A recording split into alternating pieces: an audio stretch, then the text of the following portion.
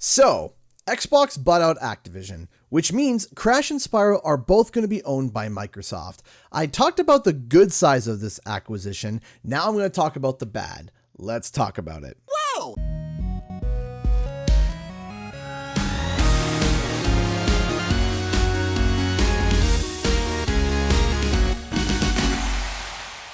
What's up guys, Canadian Guy here, and back with the second part of my two-part video series about this acquisition.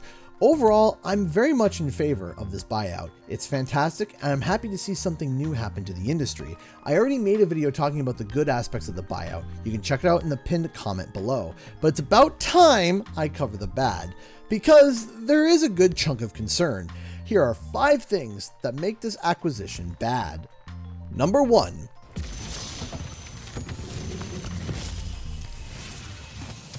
Exclusivity. This has been the biggest, hardest, and most screamed about issue. My opinion on this has garnered me some insults from far and wide, from across different social medias and even in different languages. But my overall stance is simple. It doesn't make sense to make these games exclusive to Xbox, simply because the audience is majority on PlayStation, and then they just spent $70 billion.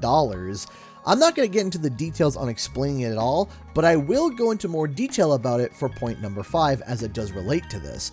But while I don't think there will be exclusivity in terms of which consoles the games are going to come out on, there will be exclusivity elsewhere. For example, Sony has been teasing a Game Pass competitor called Project Spartacus for a while, hinting towards a vast set of new games and possibly opening a library of classic titles from the PlayStation 1, PlayStation 2, and even PlayStation 3. Now, which titles have been seen as insanely popular for the PlayStation 1 being one of the foundations to the entire company? Yeah, Crash and Spyro. Because of that, there might be some legal shuffling that might have to be sorted out, if they can even get the classic titles on the platform. On top of that, future Crash and Spyro titles likely will not be showing up on any other streaming platform, as it will probably have Game Pass access day 1. The main point that I'm trying to say though, is that because Crash and Spyro has always been seen as PlayStation All-Stars that didn't show up to PlayStation All-Stars, and PlayStation being so involved in terms of content and marketing towards the newest titles, it might cause a rippling legal effect that might affect the franchises in an awkward way. This wouldn't happen if it wasn't for the fact that a lot of these franchises are really known to be on PlayStation. But now that it's on Xbox, there's gonna be some weird wear and tear there. Number 2, no desire. So in my previous video, I said that there was a dark side of the coin for a point that I made that was absolutely positive.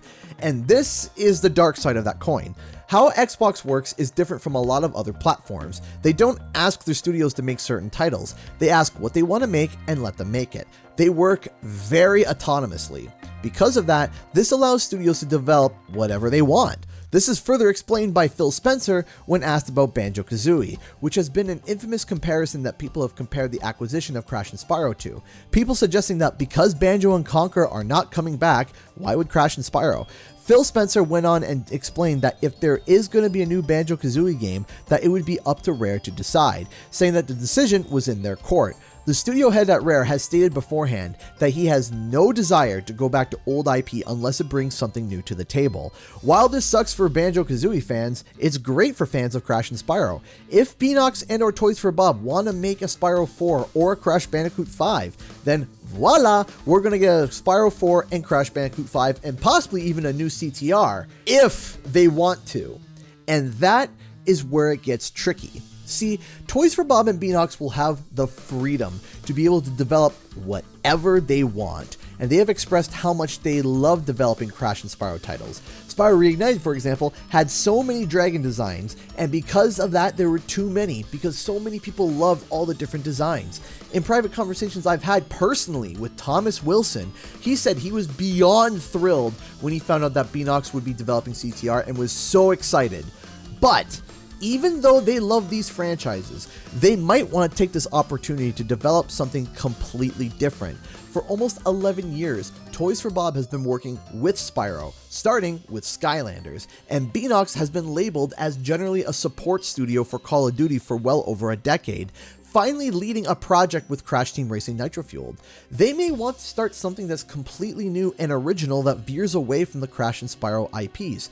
If, hypothetically, Beanox and Toys for Bob have no desire to make Crash and Spyro games, it might be a very long time before we see them again. But again, that's only hypothetical. Toys for Bob does seem to want to develop a Spyro 4. Number 3.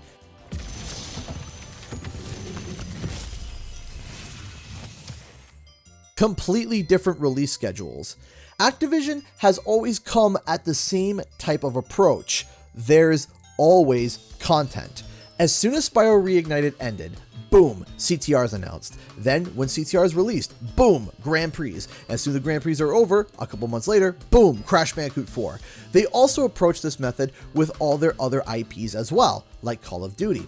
We've been able to pinpoint almost to the day when games would be announced and or released. I dubbed it as the Activision release pattern. However, after the acquisition goes through, that release pattern might become dead, due to Activision being owned by Xbox. Now, Xbox and PlayStation are kings at this gaming faux pas, and it's actually almost a joke now among these exclusive AAA developers. And this goes, as I said, to both PlayStation and Xbox. This isn't a fanboy response, this is just the response in general. And that faux pas is that they announce games way too early. I mean, they will announce games years before they release. God of War, announced 2016, released 2018. The new Fable, announced in 2020, and we still haven't heard anything else about it. Days Gone, announced with an E3 demo in 2016 and released in 2019. Halo Infinite, announced in 2018, came out in 2021, but almost 2022. It was off by a month. The Last of Us Part 2, announced in 2016, released in 2020, and we're still waiting for the Factions multiplayer.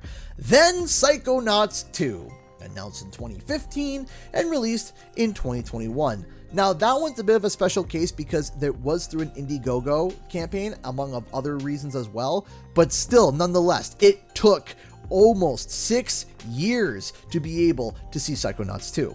Not only that, titles are delayed so many times in between development now that the dates that the trailers actually give when we get them are basically weak, flimsy targets that gets blown over by a gentle breeze.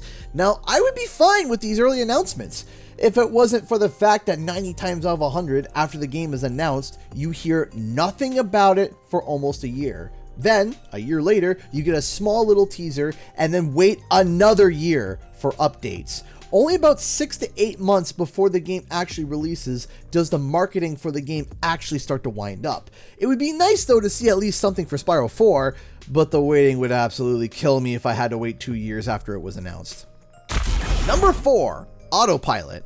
So already we are starting to see Xbox's influence start to affect the way Activision functions, from delays and changes to Warzone to the employees' attitudes on social media, which is really awesome to see. But there is something that makes me wonder, will Activision just let go of the reins? Will they just go on autopilot? I mean, why push for constant record-breaking profit when you're about to be absorbed by one of the biggest companies in the world? I'm not talking about the workers, but more on the corporate sector of the company. Why bother try to approve new game pitches when Phil Spencer is going to be walking in anyway? Why bother spending the money on hiring a whole slew of new people for a project that they're not going to oversee? The likelihood of a large firing on the corporate level is high due to all the allegations at Activision Blizzard. So, what's the point?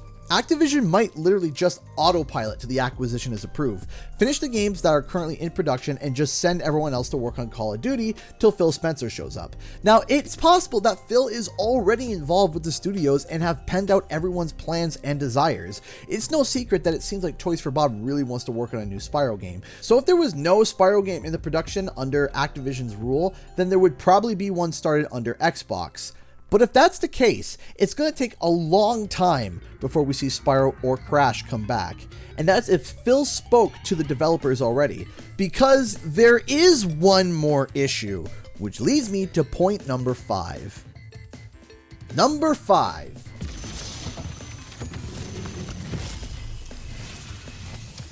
It might not happen. Huh? How is that possible? Xbox seems really excited to buy out Activision. Why might it not happen? Well, ladies and gents, I present to you the FTC, the Federal Trade Commission. Basically, the FTC is a body of the government that makes sure that the antitrust law is enforced, making sure that no monopolies are formed. Confused? Don't worry, let me explain. They basically are part of the government that makes sure that businesses don't get too big or have too much control, except for apparently Disney. For example, if Spotify became the only music platform in the world, Spotify could charge whatever they want for pricing and no one can say a thing. On top of that, any small startups would be overshadowed and then stomped out by Spotify. Basically meaning one person, the CEO of the company, toes the entire music industry in their grasp. If there is a song that Spotify doesn't like or an artist, then that song or artist is effectively dead on arrival because it would not stream on the only viable music platform. Now, that is way too much control. But the FTC would make sure that companies like that don't take complete control of the entire industry they're a part of. This is why we have Spotify, YouTube Music, Apple Music, Audible, and a number of other music streaming services.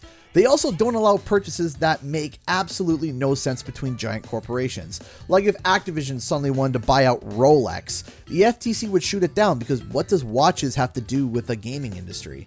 So when Microsoft announced that they would be acquiring Activision Blizzard, the FTC immediately jumped up to investigate.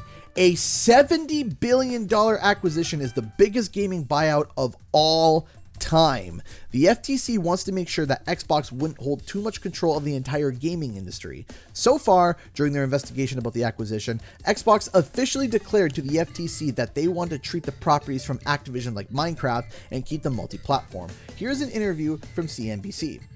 Ensure that they continue to be available on PlayStation, that they become available on Nintendo. You know, one of the first acquisitions, really the first acquisition made after Satya Nadella became CEO, was of Minecraft. That was back in September of 2014. And what we've done with that acquisition, I think, is a clear indicator of what we hope to do if we acquire Activision Blizzard. The reason why they're keeping games multi-plat is because they have to. If they make any popular titles like Call of Duty, Crash Bandicoot, or Spyro the Dragon exclusive to Xbox, it's possible the FTC will deem Xbox as breaching the antitrust laws by being too big and having too much control in the gaming industry, and therefore will stop the sale in its tracks. If the games stay multi-platform, then it appeases the FTC and makes the acquisition more likely to pass, as it wouldn't be possibly breaching the antitrust laws. Now, someone might say, but what if they lie? What if they say they will do it, the acquisition goes through, and then they change their minds? Well, the FTC will literally saw the entirety of Xbox Game Studios in half. Yes, they have that power. It's their job to have that power. To put it simply, they would be charged with perjury. Ripped apart in court, then split and sold off to whomever wants the pieces and leave Microsoft with scraps and tatters of Xbox Game Studios. Oh, and Phil would probably be fired immediately. Don't believe me?